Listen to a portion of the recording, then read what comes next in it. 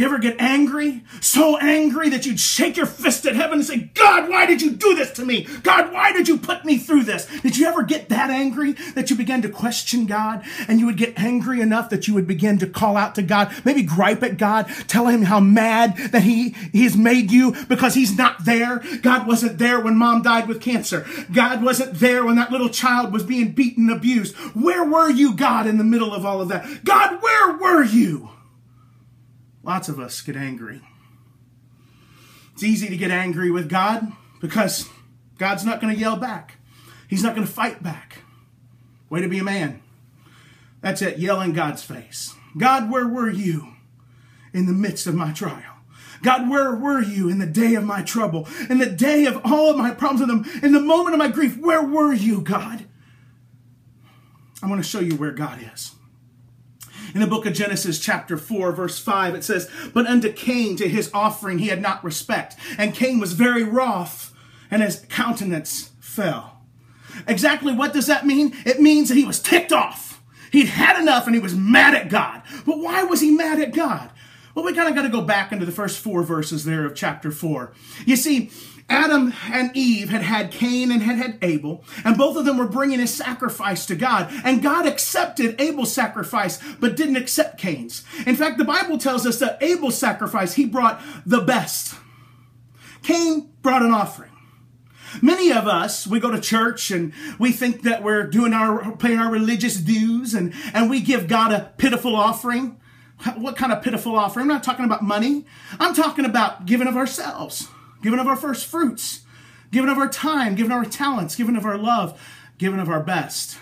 Being a Christian, doing what the Bible tells us to do. And when Abel was being blessed and Cain wasn't, Cain's sacrifice was not accepted, he was a little jealous, he was a little mad. In fact, he was very mad. But he was more mad because Abel's was accepted and he wasn't. He thought that he should be able to glide on by because, hey, after all, I am Adam's son. And so the Lord comes to Cain. Verse 6, and he says, And the Lord said unto Cain, Why art thou wroth? Why has thy countenance fallen? You want to know where God is? God is trying to deal with the hearts of men. He's trying to talk to you and to tell you that he loves you, that he cares for you. He really wants to know, why are you so mad? God went on to say, verse 7, If you do well, shall you not be accepted? And if you don't do well, sin lies at the door. And unto you shall be his desire, and that he shall rule over him. If you do good, won't I bless you? Won't you be accepted if you do the right things? God said to him. But if you do bad, then sin is waiting for you.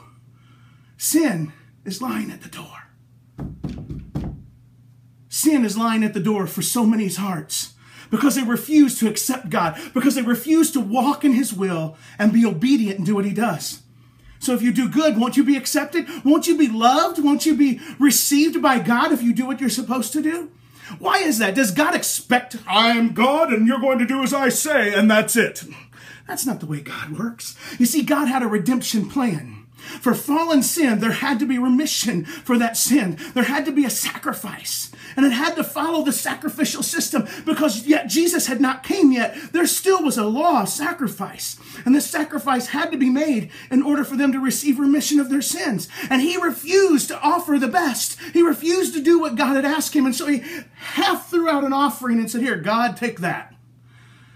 And here we do so much today. We wonder, where is God in the midst of all this pain and suffering? God stopped everything, and he came to Cain before there was ever a sin, and he said to him, Why are you so mad?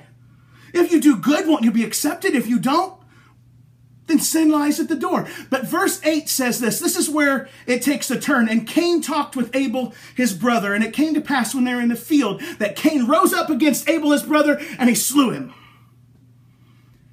Cain had a choice. God tried to talk him down. Why are you so mad? Why don't you just do what's right?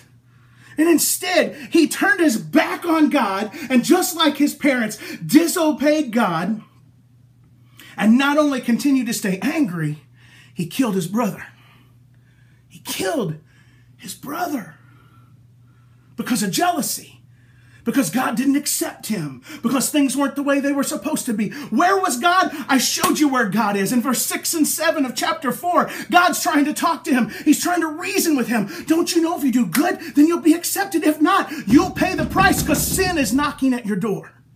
My friend, if sin is knocking at your door today, and you're not paying the price, what is the price? The price is doing what God has asked us to do. And oh, my friends, it's so much more simple than what it was in Genesis chapter 4, because now we have Jesus. All you have to do is ask Jesus to come into your heart, forgive you of your sins, and he washes everything away. But everyone is a free will moral agent. You have to be obedient to God, and you have to make those choices. God doesn't intervene in those things. And those things, God will protect us, he will keep us, and he will comfort us. But as you can see in verse 8, Cain had a free will, and he chose to use it to kill his brother. Many people today are using their free will to do whatever they want. And where is God in all of that? Verses 6 and 7, calling out to you and me. If you do good, won't you be accepted? If you do the right things, won't things work out okay for you?